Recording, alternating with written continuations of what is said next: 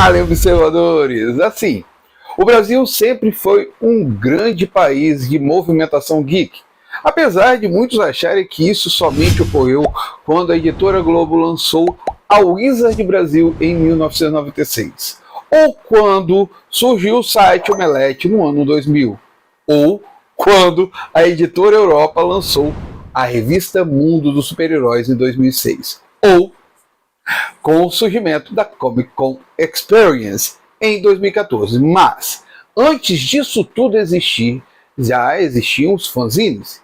E o que seriam os fanzines? Os fanzines são revistas de baixo custo, onde fãs publicam matérias, opiniões e, muitas vezes, histórias de cunho ficcional. Esse tipo de publicação chegou ao Brasil em 1965, com fanzines como o Cobra e Ficção, todos de São Paulo, que sempre foi o cerne das grandes publicações de ficção científica e fantasia, e também super-heróis.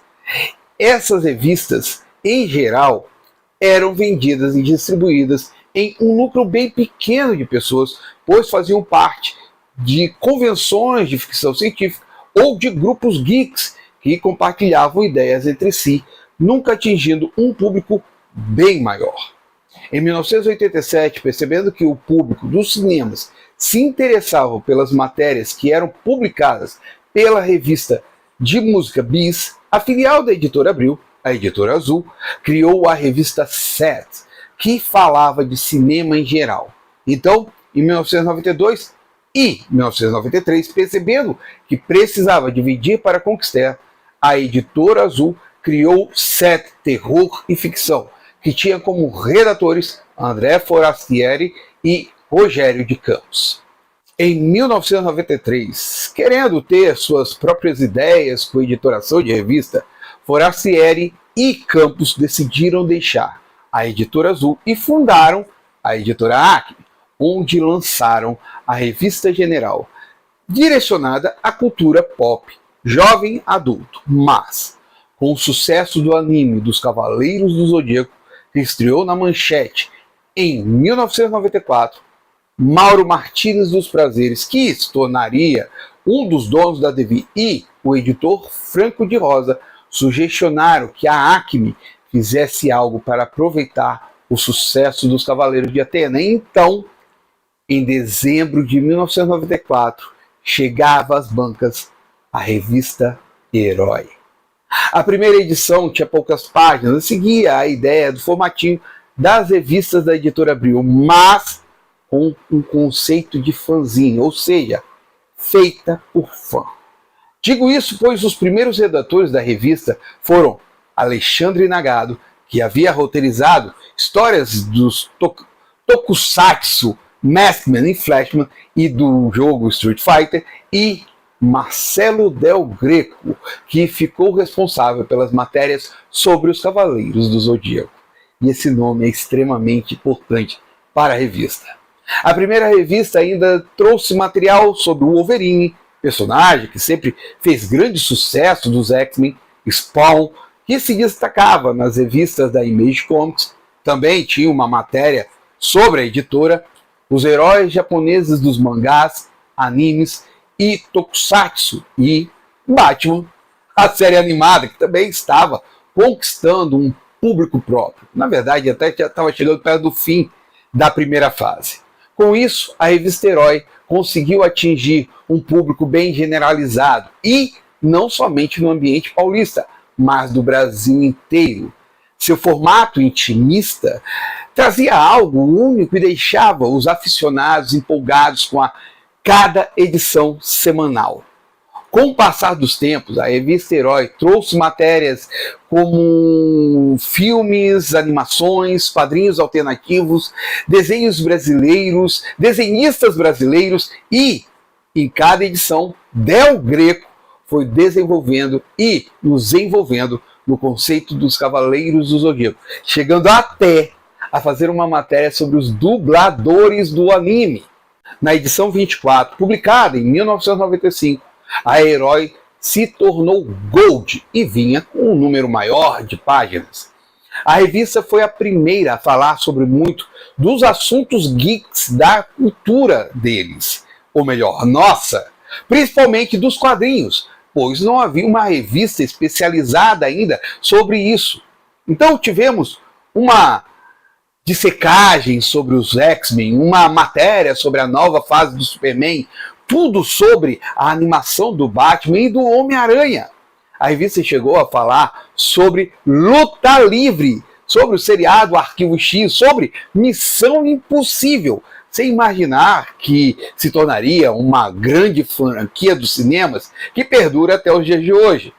Sobre o sucesso de Power Rangers, que se tornou o maior que qualquer Super Sentai aqui no Brasil e nos Estados Unidos, sendo que eu prefiro os Super Sentai japoneses. Desculpa.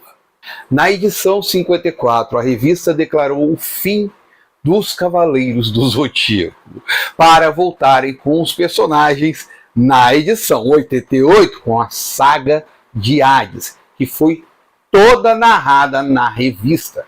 Por vezes ocorreram reformulações e mudanças na revista Herói, como a edição 61, que vinha em um formato magazine, algo que foi adotado pela revista após a edição 100. A revista Herói, por vezes, fugiu um pouco do conceito e chegou a fazer uma maravilhosa homenagem à banda Mamonas Assassinas, após os membros do grupo perderem a vida em um acidente de avião em 2 de março de 1996. Quando chegamos em 1998, a revista parou de circular nas bancas. Assim, no começo, a revista Herói chegava todas as semanas, como eu já falei, nas bancas do Brasil inteiro, mas com o aumento de material, tornou-se mensal. Só que a competição com a revista Wizard Brasil, que tinha uma quantidade maior de páginas e trazia o material da revista estadunidense, a circulação encerrou, voltando em 1999, no formato americano, com o título Herói Gold. A Herói, quando começou o boom de sites de entretenimento, se direcionou para essa mídia, criando um dos maiores e melhores sites de informação geek do Brasil, chegando a superar alguns dos seus concorrentes, principalmente na qualidade editorial do site e uma coisa que compunha as revistas, o bom português, com pouquíssimos erros de gramática. A revista sempre teve um design arrojado e bem interessante, algo que buscaram levar para o site também. Para os fãs, a final da Herói.com.br ficou a saudade e as boas lembranças da revista. Assim, fomos nutridos com a revista Mundo dos Super-Heróis e a revista Mundo Nerd, duas da editora Europa, mas a saudade perdurou até 2006, quando Forastieri voltou com o livro Herói, a história da revista que inspirou uma geração. Esse livro era um dos relatos de todos que passaram pelo Herói, sendo organizado por Ariane Broghini, que chegou a ser editora da Herói. Broghini conseguiu relatos de redatores, editores, repórteres e colaboradores da revista em seus 12 anos de existência. É um verdadeiro relato histórico da revista Herói.